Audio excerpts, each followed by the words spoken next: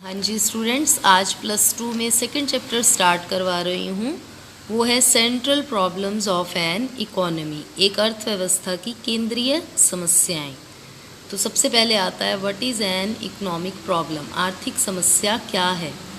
Wants of human being are unlimited, मनुष्य की आवश्यकताएं तो असीमित हैं। बाय मीन्स आर लिमिटेड, लेकिन जो साधन हैं वो सीमित हैं। साधन थोड़े हैं, हम चाहते हम बहुत कुछ हैं उससे लेना। इट इज़ इम्पॉसिबल, ये मुश्किल है फॉर एन इकोनॉमी, एक अर्थव्यवस्था के लिए, to produce everything for each person, कि हर व्यक्ति के लिए हर चीज़ ही पैदा की जाए। क्यों? Because no economy has unlimited resources, क्योंकि कोई भी अर्थव्यवस्था ऐसी नहीं है कि उसके पास बहुत सारे साधन हों। So economy has to make choice, इसीलिए अर्थव्यवस्था को चुनाव करना पड़ेगा regarding best use of land, labour, capital, क्योंकि उसे तो लैंड का, लेबर का, कैपिटल का सही प्रयोग करना है। जैसे कि इकोनॉमी हैज़ टू डिसाइड, एक अर्थव्यवस्था में ये निर्णय लेना होगा how many resources are to be used for development of industries, कि उद्योगों की डेवलपमेंट के लिए हम कौन से साधन लगाएं, and how many for the development of agriculture, और कृषि के विकास के लिए कितने साधन लगाएं। The problem concerning the choice, इसीलिए जो चुनाव से संबंधित समस्या है ऑफ रिसोर्सेज, साधनों की, इज़ कॉल्ड इकोनॉमिक प्रॉब्लम, उसे हम आर्थिक समस्या कहते हैं। अब एक डेफिनेशन है अकॉर्डिंग टू लेफ्टविच के accordingly, economic problem is concerned with the use of limited resources, कि ये सीमित साधनों के प्रयोग से संबंधित है, अमंग अल्टरनेटिव यूजेस, जिसके बहुत सारे प्रयोग हैं, and in using for satisfying the wants, और इससे हम अपनी आवश्यकताओं को संतुष्ट कर सकते हैं एज फुली एज पॉसिबल, जितना ज़्यादा से ज़्यादा हो सके। अब आते हैं कॉजेज़ ऑफ इकोनॉमिक प्रॉब्लम, आर्थिक समस्या के कारण। पहला है अनलिमिटेड वांट्स, हमारी आवश्यकताएं असीमित हैं। ह्यूमन वांट्स आर अनलिमिटेड, आवश्यकताएं असीमित हैं। No one can satisfy all wants fully, कोई भी अपनी सारी आवश्यकताओं को पूरा नहीं कर सकता। वांट्स तो दिन प्रतिदिन बढ़ती जाती हैं, इसीलिए यही इकोनॉमिक प्रॉब्लम का कारण है। लिमिटेड साधन हैं हमारे साधन लिमिटेड हैं। क्यों? क्योंकि हमारी डिमांड सप्लाई से ज़्यादा है, इसीलिए हम इसको स्केयर्स भी कहते हैं, मतलब demand is greater than supply. अब स्केयरसिटी क्या होती है? दुर्लभता, ऐसी सिचुएशन जिसमें कि हमारे पास इतने साधन नहीं होते कि हम अपनी आवश्यकताएं पूरी कर सकें। ये पेपर में 1 नंबर में, 2 नंबर में आती है।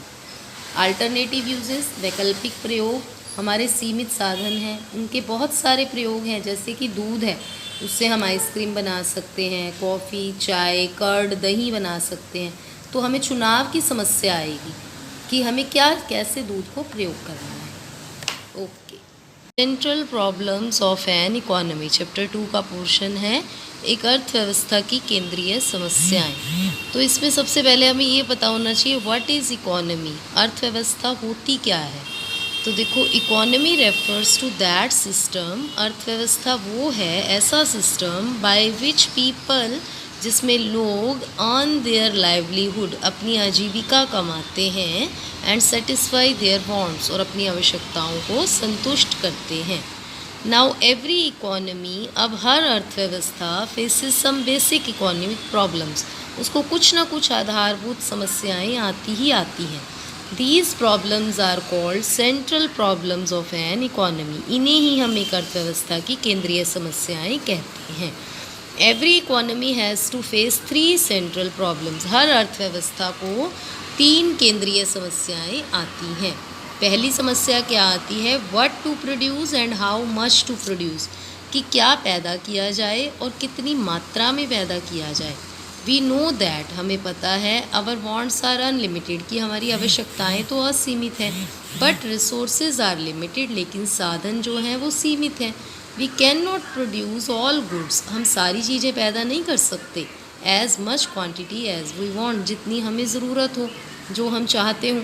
सो वी हैव टू डिसाइड, तो हमारी इकोनॉमी में हमें निर्णय लेना होगा as to which goods and services are to be produced, कि कौन सी वस्तुएं और सेवाएं पैदा की जाएं और कौन सी ना की जाएं। जैसे कि अब चीज़ें कितनी तरह की होती हैं, देखो, कंज्यूमर गुड्स, उपभोक्ता वस्तुएं, जैसे कि शुगर हो गई, क्लोथ हो गया, वीट हो गया, घी, इन्हें हम उपभोक्ता वस्तुएं, कंज्यूमर गुड्स बोलते हैं। कैपिटल गुड्स पूंजीगत वस्तुएं जैसे कि मशीनें हो गए, ट्रैक्टर हो गए। वॉर टाइम गुड्स युद्ध के समय जो चीज़ें चाहिए हो जैसे कि राइफ़ल हो गई, गन हो गई, टैंक हो गए। या फिर पीस टाइम शांति के समय की चीज़ें जैसे ब्रेड हो गए, बटर हो गए, बिस्किट्स हो गए, ये सब पैदा किया जाए। जब एक इकोनॉमी हमें डिसाइड करना है कौन सी चीज़ें हमें पैदा करनी है, then it has also to decide, फिर हमें ये भी सोचना होगा कि कितनी क्वांटिटी में की जाए, मतलब कितनी कंज्यूमर गुड्स पैदा करें, कितनी कैपिटल गुड्स पैदा करें। तो ये जो कि इकोनॉमी को ज़्यादा से ज़्यादा बेनिफिट्स दे। फिर आता है हाउ टू प्रोड्यूस, हम इसे पैदा कैसे करें। दूसरी हमारी प्रॉब्लम कंसर्न है हम कौन सी टेक्निक को चूज़ करें। हमारे पास दो टेक्निक है, एक लेबर इंटेंसिव, एक कैपिटल इंटेंसिव। श्रमगत और पूंजीगत। लेबर इंटेंसिव कौन सी होती है, जिसमें ज़्यादा लेबर का प्रयोग किया जाता है पूंजी की बजाय, और कैपिटल इंटेंसिव जिसमें ज़्यादा कैपिटल का प्रयोग किया जाता है पूंजी की बजाय। तो हमें देखना होगा कि साधनों को प्रयोग करके हम कैसे ज़्यादा बेनिफिट उठाएं। फिर आता है हम किसके लिए पैदा करें।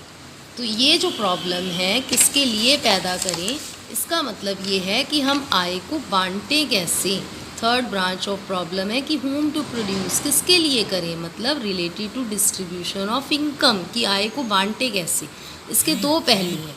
पहला जो है वो किससे रिलेटेड है, पर्सनल डिस्ट्रीब्यूशन से, मतलब व्यक्तिगत जो वितरण है, मतलब कैसे हम डिस्ट्रीब्यूट करें इंडिविजुअल्स के बीच में गृहस्थ लोगों के बीच में अपनी आय को बांटें।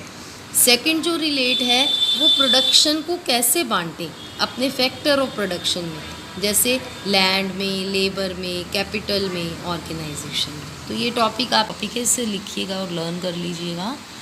तो देखो नेक्स्ट आता है, प्रोफेसर सैमुअल्सन ने स्ट्रेस डाला था, आपने 3 टाइप्स की प्रॉब्लम्स मैंने आपको पढ़ाई थी वो प्रोफेसर सैमुअल्सन ने दी थी, लेकिन इकोनॉमिस्ट जैसे कि स्टिगलर और लेफ्टविच हैं उन्होंने हमें 2 प्रॉब्लम्स और बताई, मतलब टोटल 5 प्रॉब्लम्स हो गई।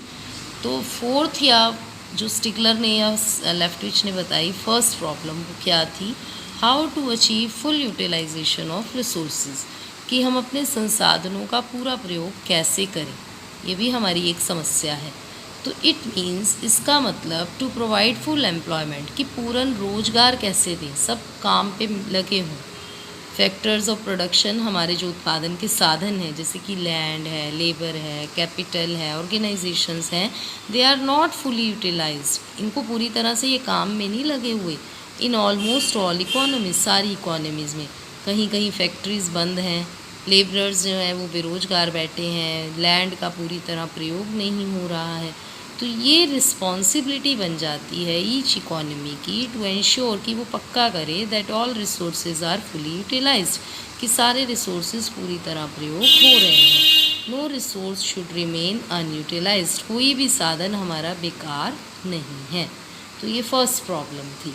सेकंड प्रॉब्लम इन्होंने बताई, how to achieve growth of resources, संसाधनों का विकास कैसे प्राप्त करें, हम पूरे कैसे करें। इसका मतलब है to increase the level of production, कि उत्पादन के स्तर को बढ़ाएं। इसे हम प्रॉब्लम ऑफ इकोनॉमिक ग्रोथ भी कहते हैं, आर्थिक वृद्धि की समस्या भी कहा जाता है इसको। ग्रोथ का मतलब क्या है, consistent rise in per capita real income, की प्रति व्यक्ति आय का लगातार, कंसिस्टेंट होता है लगातार बढ़ना। हर इकोनॉमी फेस करती है problem how to increase the production capacity, कि उत्पादन की क्षमता को कैसे बढ़ाए, सो दैट, ताकि total production could be increased, कुल उत्पादन भी बढ़ जाए। The objective of social justice, इससे क्या होगा, जो सामाजिक न्याय का उद्देश्य है, एंड सोशल इक्वालिटी, और सामाजिक समानता का उद्देश्य है, शुड ऑल्सो बी अचीव्ड, वो भी मिलना चाहिए हमें थ्रू इकोनॉमिक ग्रोथ, आर्थिक वृद्धि से। पॉसिबिलिटी कर्व्स, इनके बारे में हम पढ़ेंगे। तो ये क्या है, देखो प्रोडक्शन को बोलते हैं उत्पादन, पॉसिबिलिटी को संभावना, कर्व को वक्र बोलते हैं। तो इसको हम शॉर्ट में पीपीसी भी बोलते हैं, प्रोडक्शन पॉसिबिलिटी कर्व। तो ये किस लिए यूज़ होती हैं PPC, for solving the central problems of an economy. आपको मैंने सेंट्रल प्रॉब्लम्स बताई थी, तो ये उनके समाधान के लिए इनको हम यूज़ करते हैं। तो अब ये क्या होती हैं, जैसे कि इसके नाम से पता चल रहा है, उत्पादन की संभावनाओं को बताने वाली कर्व, प्रोडक्शन की पॉसिबिलिटीज़ को बताने वाली कर्व। तो production possibility PPC is a curve, एक ऐसी कर्व है विच शोज़, जो कि क्या बताती है, अल्टरनेटिव प्रोडक्शन पॉसिबिलिटी। अल्टरनेटिव होता है वैकल्पिक, मतलब कई सारी प्रोडक्शन की पॉसिबिलिटीज़ को बताती है ऑफ टू गुड्स, दो चीज़ों की, विद द गिवन रिसोर्सेज, जब हमें साधन भी दिए हुए हों, एंड टेक्निक ऑफ प्रोडक्शन, और प्रोडक्शन की टेक्निक भी दी गई हो। तो दो गुड्स की अल्टरनेटिव प्रोडक्शन पॉसिबिलिटी को बताती है पीपीसी।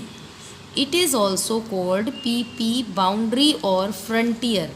बाउंड्री और फ्रंटियर को हम सीमा भी बोलते हैं, तो इसे हम पीपी बाउंड्री भी कहते हैं या पीपी फ्रंटियर भी कहते हैं। क्यों कहते हैं, ये 2 मार्क्स में आता है, because it shows the limit, क्योंकि ये सीमा को बताती है ऑफ व्हाट, कि क्या, it is possible to produce, कि इससे क्या प्रोड्यूस करना पॉसिबल है, विद गिवन रिसोर्सेज, जब हमें साधन दिए हुए हों। अब हम इसे ट्रांसफॉर्मेशन लाइन, रूपांतरण रेखा भी कहते हैं, या ट्रांसफॉर्मेशन कर्व भी कहते हैं। क्यों कहते हैं, ये भी पेपर में आ जाता है। क्यों, क्योंकि ये क्या शो करती है कि अगर हम x की कोई चीज़ ज़्यादा बनाना चाहते हैं, प्रोड्यूस करना चाहते हैं, तो हमें अपने factors will have to be withdrawn, हमें निकालने पड़ेंगे वहाँ से साधन, from the production of good y। कोई y चीज़ बन रही है, कोई x चीज़ बन रही है, साधन हमारे पास थोड़े हैं, लेबर थोड़ी है। अगर हमें x ज़्यादा बनानी है तो y में से अपने साधनों को निकालना पड़ेगा, लेबर को y में से निकालना पड़ेगा, x में लगाना पड़ेगा। And transfer to production of good x, तो हम उन्हें ट्रांसफ़र कर देंगे x के उत्पादन में, मतलब good y is transformed into good x, मतलब अब हम x की जगह y का ट्रांसफ़र कर रहे हैं, तो इसे इसीलिए हम ट्रांसफॉर्मेशन लाइन कहते हैं। अब इसकी डेफिनेशन आती है, सैमुअल्सन ने दी, PPC is that curve, PPC एक ऐसी रेखा है जो क्या रिप्रेजेंट करती है, मैक्सिमम अमाउंट, ज़्यादा से ज़्यादा मात्रा, of pair of goods, pair मतलब दो चीज़ों को, दैट कैन बी प्रोड्यूस, जो पैदा की जा सकती हैं, with an economy given resources and technique, जब हमें संसाधन भी दिए हों और टेक्निक भी दी हुई हो। ये लर्न करनी है आपको। अब इसकी कुछ मान्यताएं आती हैं, अजम्पशंस हैं। फर्स्ट है fixed quantity of factor of production, की हमारे प्रोडक्शन के जो फैक्टर्स हैं, साधन हैं, वो फिक्स मात्रा में है। Amount of factors of production is fixed, factor की जो मात्रा है वो निश्चित है। However they can be transferred from one use to another, हालांकि हम उन्हें ट्रांसफ़र तो कर सकते हैं लेकिन बढ़ा या कम नहीं सकते। सेकेंड है full utilisation of available resources, साधनों का पूरा प्रयोग होना। हम ये मानते हैं कि इकोनॉमी में साधनों का पूरा प्रयोग हो रहा है। कांस्टेंट टेक्निक, हमारी टेक्निक कांस्टेंट रहेगी, हमें दी हुई है, हम चेंज नहीं कर सकते। टू गुड्स, अपनी स्टडी को सिंपल बनाने के लिए, सिंप्लीफाई करने के लिए हम ये एज्यूम करते हैं कि इकोनॉमी में दो ही चीज़ों का प्रोडक्शन हो रहा है। हम कुछ डायग्राम वाला पोर्शन अब स्टार्ट कर रहे हैं बेटा, पहले थ्योरी थी, तो अब देखो कल मैंने आपको पीपीसी के बारे में बताया था, प्रोडक्शन पॉसिबिलिटी कर्व। मैंने बोला था कि डेफिनेशन पहले अच्छे से लर्न कर लेना, आपको समझना आसान रहेगा। मैंने बताया था कि पीपीसी प्रोडक्शन पॉसिबिलिटी कर्व क्या होती है, दो गुड्स की प्रोडक्शन की डिफरेंट अल्टरनेटिव मतलब अलग अलग, जैसे ए बी सी डी, इन पॉसिबिलिटीज़ को बताती है। अब जैसे देखो मैंने इसको एक टेबल और एक डायग्राम की एक्सप्लेन से इस चीज़ को समझाया है। मान लिया हमने गुड्स दो हैं हमारे पास, वीट और क्लोथ, जो कपड़ा है और गेहूँ है। गेहूँ को हम लाख टन में ले रहे हैं, क्योंकि मैं लाख टन यहाँ तो लिख नहीं सकती, तो मैंने ऊपर ब्रैकेट में डाल दिया लाख टन। कपड़े को हम 1000 बेल मतलब गांठों में ले रहे हैं, कि कपड़े का प्रोडक्शन हम गांठों में करते हैं, 1000 गांठों में, ये लाख टन में। तो अब मेरे पास साधन तो सीमित हैं, मेरे को रिसोर्सेज लिमिटेड हैं, गिवन है, दिए हुए हैं रिसोर्सेज और टेक्निक, आपने अजम्पशन में पढ़ा था। तो अब मैं कहती हूँ कि मान लो ऐसा हो सकता है कि मैं सारे का सारा गेहूँ बनाऊँ, कपड़ा ना बनाऊँ, कपड़ा ज़ीरो, और गेहूँ तो मैं ज़्यादा से ज़्यादा 100 लाख टन गेहूँ बना सकती हूँ, अगर मैं कपड़ा बिल्कुल भी ना बनाऊँ। अगर मैं कपड़े का प्रोडक्शन करना स्टार्ट करती हूँ तो मेरे को साधन गेहूँ से हटाने पड़ेंगे और फिर इनको यहाँ लगाना पड़ेगा। अगर मैं 1000 गांठों का प्रोडक्शन करती हूँ, इसको हम ऐसे बोलते हैं 1000 गांठे, 1000 बेल्स का प्रोडक्शन करती हूँ कपड़े का, तो मुझे वीट का प्रोडक्शन कम करने पड़ेगा। अब वीट का प्रोडक्शन मैं करूँगी 90 लाख टन, कम हो जाएगा ये 10। अब और कपड़े का प्रोडक्शन करती हूँ 2000 बेल्स, तो मेरे को करना पड़ेगा यहाँ और कम करना पड़ेगा 70 लाख टन वीट का। क्यों? क्योंकि जैसे जैसे कपड़ा बनाएंगे हमें यहाँ से साधन हटाने पड़ेंगे। अगर मैं 3000 गांठ कपड़ों का प्रोडक्शन करती हूँ तो मुझे और कम करना पड़ेगा वीट का, मैं करूँगी 40 लाख टन गेहूँ। और अगर मान लो मैं सारे का सारा ही कपड़ा बनाती हूँ तो सारे साधन यहाँ लग जाएंगे तो मेरा गेहूँ ज़ीरो हो जाएगा। तो ये 5 पॉसिबिलिटीज़ हो गई, A B C D E। मतलब A के अंदर आ गए 100 + 0, B के अंदर आ गए 90 + 1, ऐसे इसमें आ गए 70 + 2, इसमें आ गए 40 + 3, इसमें आ गया 0 + 4, और ऊपर A पॉसिबिलिटी क्या थी 100 + 0। तो इसको जब ऐसे टेबल बना लेते हैं ना बेटा प्रोडक्शन पॉसिबिलिटीज़ की, तो इसे हम शेड्यूल बोलते हैं इकोनॉमिक्स में। तो ये मेरा PPS है, प्रोडक्शन पॉसिबिलिटी शेड्यूल, तालिका, टेबल है। इसी चीज़ को मैंने थ्योरी में लिखा है, आप इस थ्योरी को पढ़ेंगे आपको बड़े अच्छे से समझ आ जाएगा। अब ये पढ़ेंगे खुद, क्योंकि छोटे बच्चे नहीं हैं, मैं पढ़ के नहीं बताऊंगी, आप इसको पढ़िए, आपको क्लियर हो जाएगी टेबल। अब आता है हम इसको डायग्राम में कैसे शो करते हैं। जब मैं इसको ग्राफ पे इसी टेबल को शो कर देती हूँ तो वो मेरी बन जाती है कर्व। तो PPC बनाने का मतलब शेड्यूल को ग्राफ में शो करना। अब ग्राफ कैसे बनाते हैं, सबसे पहले हम ऐसे ग्राफ बनाते हैं। इस O को बोलते हैं पॉइंट ऑफ ओरिजिन, ये मूल बिंदु होता है। इस तरफ X एक्सिस पे हम जो चीज़ लेते हैं जो हमें बढ़ानी हो, और इधर लेते हैं जो हमें छोड़नी हो। तो अब मैंने यहाँ पर उल्टा लिख दिया, शायद यहाँ पे आना था वीट, गलत लिख बैठी बेटा। यहाँ पे वीट आएगा लाख टन्स में, और यहाँ पे आ जाएगा क्लोथ बेल्स में। ठीक है, ये गलत लिख बैठी मैं, इसको ठीक कर लीजिएगा, यहाँ बेल्स में आ जाएगा। तो अब देखो हम इस डायग्राम को कैसे बनाएंगे। इन 1000 बेल्स, और यहाँ पे वीट लिया है टन में। तो अब यहाँ पे मैंने लिखा 1 2 3 4, क्योंकि कपड़ा ऐसे ही ले रहे हैं हम गांठों में। यहाँ पे मैंने 10 का गैप देके वीट का प्रोडक्शन लिख लिया। देखिए आपको क्लियर हो रहा है। अब फ़ोटो जब कॉपी पे बना लेंगे तो आपको और ज़्यादा क्लियर हो जाएगा। अब देखिए हमारी टेबल में, देखिए टेबल में क्या था, अगर मैं वीट लेती हूँ 100 लाख टन तो कपड़ा लेती हूँ 0। तो अब इसका पॉइंट हम यहाँ लेंगे, कपड़ा है यहाँ पे 0, 100 है यहाँ पे, तो मेरा A पॉइंट ये बन गया 0 और 100 वाला। अब नेक्स्ट पॉइंट देखिए यहाँ पे 90 और 1, 90 और 1, तो देखो 1 ये रहा और 90 ये रहा, ये ऐसे, ये देखिए यहाँ पे आ गया मेरा B पॉइंट 90, सॉरी ये 90 और ये नीचे 1, इनको मिला दिया तो B पॉइंट बन गया ये वाला। अब देखिए C पॉइंट, देखिए 70 और 2, अब यहाँ लगाएंगे, 2 हमारा ये रहा और 70 हमारा ये रहा, इसको इधर ले आइए और 2 को यहाँ से नीचे से ऊपर ले आइए, ये C पॉइंट बन गया। फिर बनाएंगे 40 + 3, अब देखिए 40 कहाँ है, ये रहा, और 3 नीचे से ये रहा, 40 + 3, ये D पॉइंट हो गया। अब है 0 और 4, अब 0 तो यहीं पे ही है देखो, और 4 भी यहीं है, तो ये हो गया E।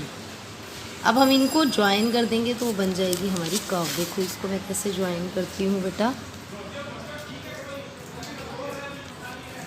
ऐसे, ये बन गई हमारी PPC, मतलब A से लेकर E तक बन गई हमारी PPC। A पॉइंट हमें क्या बताएगा, कोई क्लोथ का प्रोडक्शन नहीं हो रहा, सारे का सारा वीट बना रहे हैं मैक्सिमम, या हम सारे का सारा क्लोथ बना रहे हैं, वीट 0 बना रहे हैं। एक पॉसिबिलिटी है कि हम B ले लें, ऑप्शन B में क्या था 90 और 1 था, C में क्या था हमारा 70 और 2 था, और D में हमारा क्या था 40 और 3 था। तो ये हमारे पास ये अल्टरनेटिव पॉसिबिलिटीज़ होती हैं किसी भी प्रोडक्शन को करने के लिए। फिर इसके बाद मैंने नेक्स्ट पेज पे इस ग्राफ को एक्सप्लेन किया है, आप इसको रीड करेंगे। अब मान लीजिए ये हमारी बन गई PPC, से हम ट्रांसफॉर्मेशन कर्व भी कहते हैं। मान लो मैं इस पे 2 पॉइंट और दिखा देती हूँ आपको इसी डायग्राम में। एक पॉइंट मैंने यहाँ बना दिया F, और एक इसके अंदर बना दिया G। F मैंने यहाँ बना दिया बाहर, G मैंने बना दिया अंदर। इसका मतलब क्या है, अगर मान लो PPC के बाहर कोई पॉइंट है तो इसे हम कहते हैं अनअटेनेबल, जिसको कि हम प्राप्त ना कर सकें, अनअटेनेबल कॉम्बिनेशन। एफ पॉइंट ऐसा है जिसे हम ले ही नहीं सकते, ये तो हमारी पहुंच से ही बाहर है, हमारे पास इतने साधन ही नहीं है। और जी पॉइंट क्या है, ये होता है अटेनेबल, जिसको कि हम ले सकते हैं। मतलब ये तो हम बड़े आराम से, हमारे पास इतने साधन हैं, हम इसको प्राप्त कर सकते हैं, तो ये अटेनेबल होते हैं। या पीपीसी के ऊपर जितने पॉइंट्स हैं ये सारे अटेनेबल है। अटेनेबल होता है प्राप्त करना, अनअटेनेबल जो बाहर है हम उसे प्राप्त नहीं कर सकते।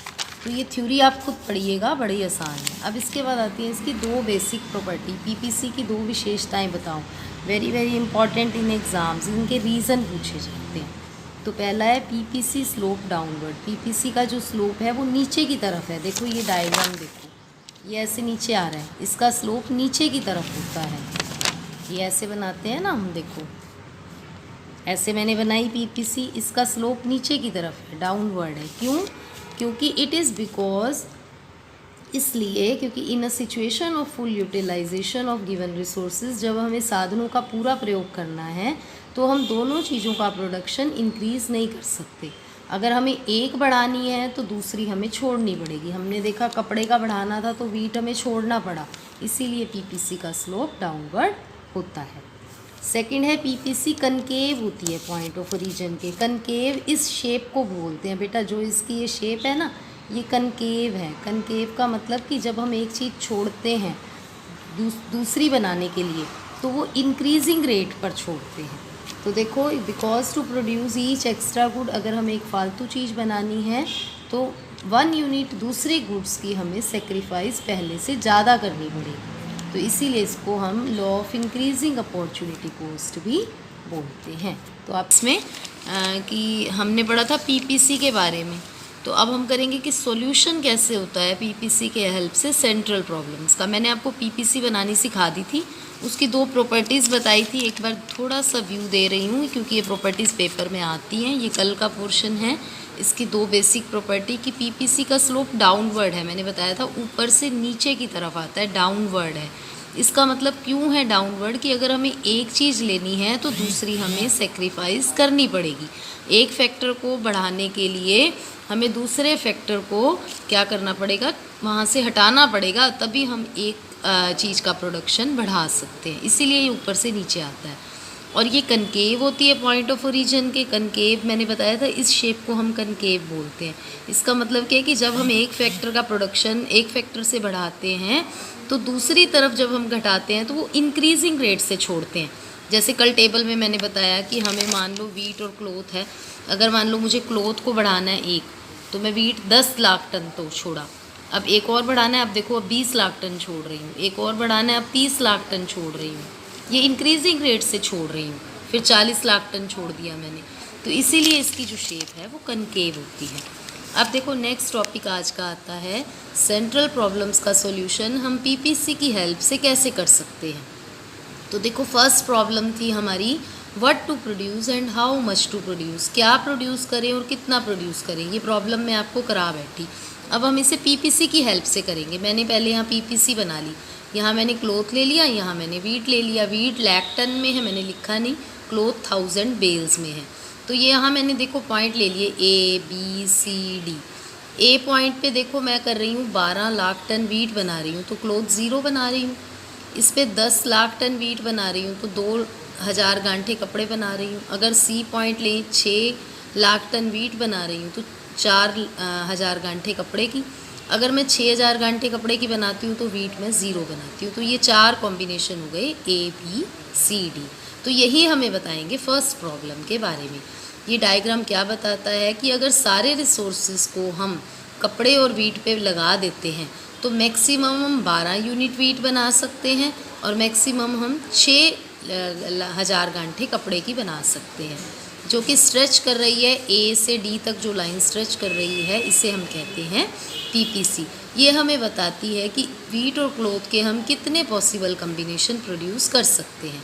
बी हमें क्या बताता है 10 टन वीट 2 बेल 1000 बेल्स कपड़े की। सी हमें बताता है 6 और 4 का कॉम्बिनेशन। तो दोनों के टाइम इन पॉइंट्स पे हमें पता चल रहा है कि रिसोर्सेज पूरी तरह काम पर लगे हुए हैं। लेकिन अगर हमें मान लो कपड़े की एक और प्रोडक्शन बढ़ाना है 1000 गांठों का, फिर हमें क्या करना पड़ेगा, वीट को छोड़ना पड़ेगा। तो ये हमारा फर्स्ट प्रॉब्लम का सॉल्यूशन है, what to produce and how much to produce. Second आती है हाउ टू प्रोड्यूस। इसमें हमने पढ़ा था टेक्निक के बारे में कि हम लेबर इंटेंसिव टेक्निक लगाएं या कैपिटल इंटेंसिव टेक्निक लगाएं। तो अब ये डायग्राम से पता चलता है। देखो मैंने पीपीसी बना ली, इस पे एक अंदर पॉइंट ई ले लिया, एक ए ले लिया ऊपर, एक बी एक सी। अब ई पॉइंट आपको पता है ये इनएफिशिएंट पॉइंट है। क्यों? क्योंकि अभी हम वीट भी और बना सकते हैं, कपड़ा भी बना सकते हैं, पीपीसी तो ऊपर है, तो इसका मतलब ये इनएफिशिएंट टेक्निक यूज़ हो रही है। अब इनएफिशिएंट टेक्निक को अगर हमें अच्छा बनाना है तो हम ए भी ले सकते हैं, हम सी भी ले सकते हैं, लेकिन बी ऐसा पॉइंट है जिस पे हम वीट भी ज़्यादा बना सकते हैं, क्लोथ भी ज़्यादा बना सकते हैं। तो देखो this problem relate to technique of production, ये प्रोडक्शन की टेक्निक से रिलेटेड है। इस डायग्राम में पता चलता है कैसे इकोनॉमी टेक्निक चूज़ करें जिससे हम अपने फैक्टर्स का सही यूज़ कर पाएँ। अब पॉइंट ई अंदर है पीपीसी के, इसका मतलब ये इनएफिशिएंट टेक्निक है। अगर इनएफिशिएंट टेक्निक यूज़ करेंगे तो ज़्यादा प्रोडक्शन हम एक कमोडिटी का करेंगे विदाउट सेक्रीफाइसिंग दूसरी का करें, सेक्रीफाइस करने की ज़रूरत ही नहीं है। फिर या ए और सी पे चले जाएंगे, और अगर हम बी पे जाते हैं तो दोनों कमोडिटीज़ ही हम ज़्यादा प्रोड्यूस कर सकते हैं। फुल यूटिलाइजेशन ऑफ रिसोर्सेज, साधनों का पूरा प्रयोग होना। अब देखो ये पीपीसी बना रखी है मैंने, इसमें दो अंदर दिखा दिए एफ और जी। आपको पता है ये इनएफिशिएंट है ना, इसका मतलब ये अंडर यूटिलाइज्ड है। हम तो ज़्यादा प्रोड्यूस कर सकते हैं, ये तो थोड़े प्रोडक्शन को ही दिखा रहे हैं। एफ पे देखो इतना वीट इतना क्लोथ, जी पे इतना वीट इतना क्लोथ, जबकि हम तो ज़्यादा प्रोड्यूस कर सकते हैं, पीपीसी तो ऊपर है। तो ये साधन हमारे अंडर यूटिलाइजेशन है। अगर हम इसके ऊपर चले जाएंगे तो वो फुल यूटिलाइजेशन हो जाएगा। तो देखो this diagram shows that when goods and services are produced are shown by any point on BPC. अगर एडी पे कोई भी पॉइंट होगा तो इसका मतलब वो फुल यूटिलाइजेशन होगा। अगर इफ़ इंस्टेड इसके बदले में goods and services are produce corresponding to any point inside the PPC, अगर पीपीसी के अंदर होगा तो इस सिचुएशन को हम कहेंगे अंडर यूटिलाइजेशन ऑफ रिसोर्सेज। अब आता है next problem, growth of resources, साधनों का विकास कैसे किया जाए। तो देखो मैंने दो पीपीसी बना रखी हैं, एक डार्क बनाई एक डॉटेड में बनाई। डार्क का मतलब हमने पहले साधन इतने लगाए, अगर मेरे साधन बढ़ जाते हैं तो हमारा प्रोडक्शन भी ज़्यादा होगा, तो मेरी पीपीसी दोनों तरफ से ऊपर चली जाएगी। ये देखो नई पीपीसी बन गई। तो ये इनिशियल मतलब पहले के साधन है, ये ग्रोथ होने के बाद वाली पीपीसी है। तो देखो growth of resources is possible, ये तभी पॉसिबल होगा when the economy generate more resources, अगर हमारी अर्थव्यवस्था में ज़्यादा साधन काम करें। If more resources are generated, अगर ज़्यादा साधन लगेंगे level of production will increase, हमारे उत्पादन का स्तर बढ़ जाएगा। As shown by shift in PPC, PPC आगे शिफ्ट हो जाएगी एडी से पीपी पे। ये पहले एडी बनी हुई है और अब ये पीपी पे चली जाएगी। देखो ये एडी है और ये पीपी पे चली जाएगी, तो ये शिफ्ट हो जाएगी यहाँ से एडी और पीपी। फिर उसके बाद देखो बताया कि राइटवर्ड शिफ्ट इन पीपीसी, अगर राइटवर्ड में शिफ्ट होता है पीपीसी में तो ये शो करता है इंक्रीज्ड अवेलेबिलिटी ऑफ रिसोर्सेज, कि हमारे साधनों की अवेलेबिलिटी बढ़ रही है। अब इसके दो एग्जांपल्स भी हैं, जैसे मान लो सप्लाई ऑफ स्किल्ड लेबर, जैसे आईटी इंजीनियर्स हैं, पढ़े लिखी लेबर जो सप्लाई है वो इंक्रीज़ हो जाती है इंडिया में, तो क्या होगा, आईटी सॉफ्टवेयर की जो पीपीसी है वो राइटवर्ड शिफ्ट हो जाएगी। इसी तरह से मान लो गल्फ़ देश हैं, वहाँ पे ऑयल के रिज़र्व नए मिल जाते हैं, तो क्या होगा, इन देशों की पीपीसी भी आगे की तरफ शिफ्ट हो जाएगी।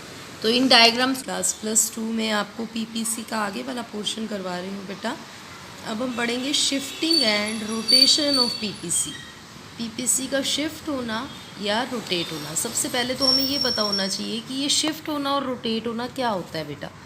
अब देखो शिफ्ट होना क्या है, जैसे मैं बताती हूँ आपको। मान लो मैंने ये पीपीसी बनाई, तो अगर शिफ्ट होगी तो पीपीसी या तो आगे जाएगी या पीछे जाएगी, ये शिफ्ट होना है कि आगे चलेगी पीछे आ गई। रोटेट होना क्या होता है, एक ही जगह से मूव करना, मतलब यहाँ से यहाँ जाना या यहाँ से आना, ये रोटेट होना है, मतलब घूमना, एक जगह से इधर उधर घूमना, लेकिन इसको हम बोलते हैं शिफ्टिंग। ठीक है, तो अब इसमें ये पढ़ेंगे। तो देखो इसमें क्या है, शिफ्टिंग में वो कहता है दो तरह से शिफ्ट या रोटेट होती है। सबसे पहले है चेंज इन रिसोर्सेज, संसाधनों में परिवर्तन आने से। कैसे, या तो रिसोर्सेज इंक्रीज़ हो जाएंगे, अगर हमारे साधन बढ़ जाते हैं तो हम ज़्यादा प्रोडक्शन करेंगे, पीपीसी आगे चली जाएगी। इफ़ रिसोर्सेज आर इंक्रीज, अगर हम साधन बढ़ाते हैं, we can produce more of both the goods, हम दोनों चीज़ें ज़्यादा बनाएंगे।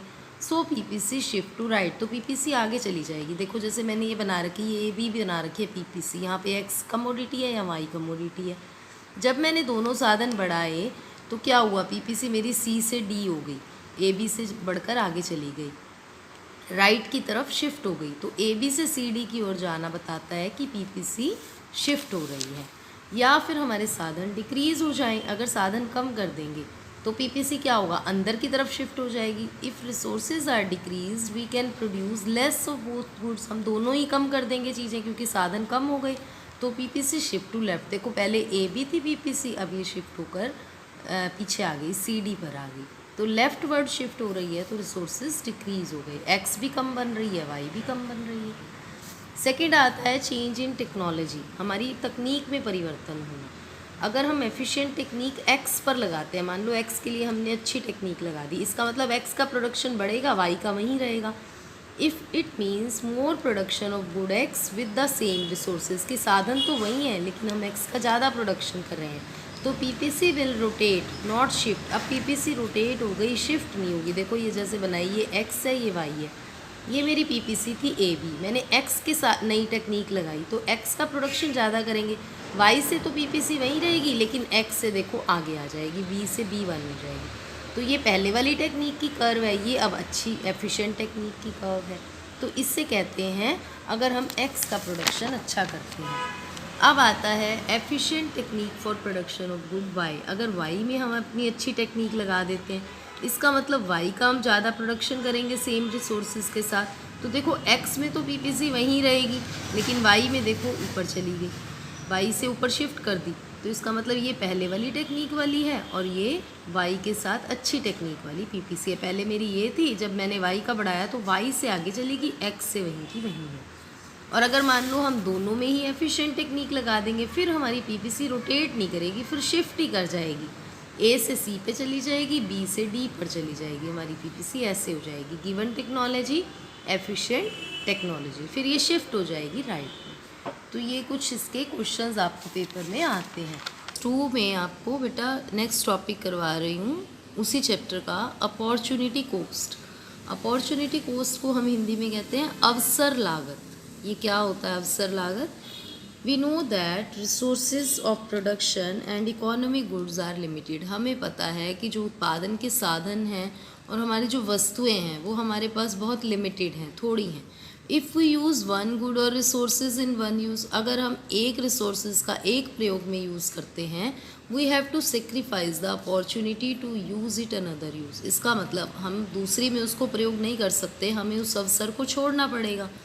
सो opportunity cost is the value of next best alternative use sacrificed. तो अवसर लागत क्या होती है? वह मूल्य है जो हमने अगले अच्छे अल्टरनेटिव को छोड़ने के लिए त्याग किया। ठीक है, ये लर्न करना है। अपॉर्चुनिटी कोस्ट क्या है? Value of next best alternative use sacrifice, जो हमने अगला अच्छा विकल्प छोड़ दिया उसके प्रयोग का, उसके मूल्य को हम कहते हैं अवसर लागत।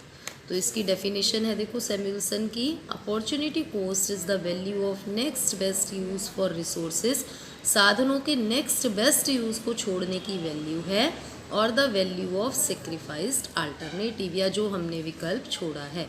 तो अब देखो एग्जाम्पल है, मान लो राम के पास 4 जॉब के अल्टरनेटिव हैं, नौकरियों के विकल्प हैं। बैंक में अगर वो काम करता है उसे 10,000 रुपये पर महीना मिलता है, स्कूल में काम करने पे 6,000 मिलता है एक महीने का, गवर्नमेंट ऑफिस में 8,000, और एक दुकान में काम करता है तो 600 रुपये मिलते हैं। तो अब देखो नेचुरल सी बात है, वो किसको ऑप्ट करेगा? वो 10,000 वाली तनख्वाह करेगा। 10,000 के पीछे उसने क्या क्या छोड़ा? 6,000, 8,000, 600 वाली नौकरी, तो सारी ही अपॉर्चुनिटी कोस्ट है। लेकिन असली की अपॉर्चुनिटी कोस्ट वो है जो उसने 10,000 के पीछे छोड़ी, तो सबसे ज़्यादा तो 8,000 वाली छोड़ी है। तो गवर्नमेंट ऑफिस वाली हमारी अपॉर्चुनिटी कोस्ट अवसर लागत कहलाएगी। अगर मान लो वो इसको लेता, गवर्नमेंट की जॉब को लेता, तो इसके पीछे वो 6,000 को छोड़ता, तो 6,000 हमारी अपॉर्चुनिटी कोस्ट बन जाती। तो देखो it is clear that he will choose the best alternative, वो अच्छा अल्टरनेटिव चूज़ करेगा। जैसे कि बैंक की नौकरी, तो वो सेक्रीफाइस करेगा सरकारी नौकरी, स्कूल, जॉब, शॉप, उसका नेक्स्ट बेस्ट अल्टरनेटिव तो सरकारी जॉब है, तो अपॉर्चुनिटी कॉस्ट अगर वो बैंक में ज्वाइन करता है वो क्या होगी, नेक्स्ट बेस्ट अल्टरनेटिव जो उसने सेक्रीफाइस की। एक और एग्जांपल है जिसे हम पीपीसी की हेल्प से करते हैं, अपॉर्चुनिटी कॉस्ट एंड पीपीसी। इसे हम पीपीसी की हेल्प से भी समझ सकते हैं। हमारी दो चीज़ें हम मान कर चलेंगे, अजम्पशंस रहेंगी, टेक्निक कांस्टेंट रहेगी और साधनों का हम पूरा प्रयोग कर रहे हैं। अब देखो यहाँ मैंने पीपीसी बनाई, नीचे मैंने ग्राम लिया, ग्राम होते हैं चने, यहाँ मैंने वीट लिया गेहूँ। मतलब हम ज़्यादा से ज़्यादा 5,000 रुपये के चने बना सकते हैं और 6,000 रुपये का गेहूँ बना सकते हैं। अगर मैं साधनों को लगाती हूँ और 6,000 के गेहूँ बनाती हूँ, इसका मतलब मेरे को 5,000 चने छोड़ने पड़ेंगे। इसको बनाने की अपॉर्चुनिटी कॉस्ट 5,000 हो जाएगी। अगर मैं चने बनाती हूँ तो मुझे गेहूँ छोड़ना पड़ेगा, तो अगर मैं चने बनाती हूँ, चनों की अपॉर्चुनिटी कॉस्ट 6,000 रुपये गेहूँ हो जाएगा। तो ऐसे हम अपॉर्चुनिटी कॉस्ट निकालते हैं। तो देखो, this diagram show that we can produce 6,000 wheat और 5,000 ग्राम। अगर हम रिसोर्सेज लगा दें वीट पे तो इसकी अपॉर्चुनिटी कॉस्ट क्या हो जाएगी, 5,000 चने, क्योंकि ये प्रोडक्शन है next best alternative use. Topic करवा रही हूँ मार्जिनल अपॉर्चुनिटी कॉस्ट। ये होता है सीमांत अवसर लागत। कल अपॉर्चुनिटी कॉस्ट कराया था, आज मार्जिनल करा रही हूँ। मार्जिनल का मतलब होता है चेंज होना। तो देखो, बड़ा सिंपल सा कंसेप्ट है। कंसेप्ट ऑफ एमओसी, एमओसी का मतलब marginal opportunity cost, is an important concept of economics. बहुत इंपॉर्टेंट कंसेप्ट है। It is based on 2 assumption, ये 2 मान्यताओं पर निर्धारित है।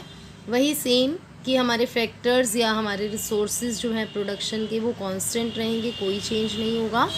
टेक्निक भी हमारी कांस्टेंट रहेगी।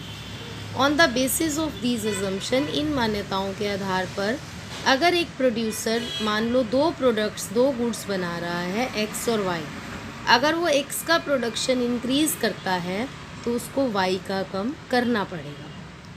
यही एमओसी है। तो एमओसी क्या कहती है, means reduction in quantity of Y, Y का प्रोडक्शन कम करना, which is because of increase in production of X, क्योंकि हमने एक्स का प्रोडक्शन बढ़ा दिया जब हमें रिसोर्सेज भी दिए हुए हैं और टेक्निक भी दी हुई है। तो सेम ही कंसेप्ट है, नाम हो गया एमओसी। एग्जाम्पल देखिए, मान लीजिए हम 2 चीज़ें बनाते हैं, ग्राम चना और वीट गेहूँ। हमें टेक्निक भी दी हुई है, रिसोर्सेज भी दिए हुए हैं।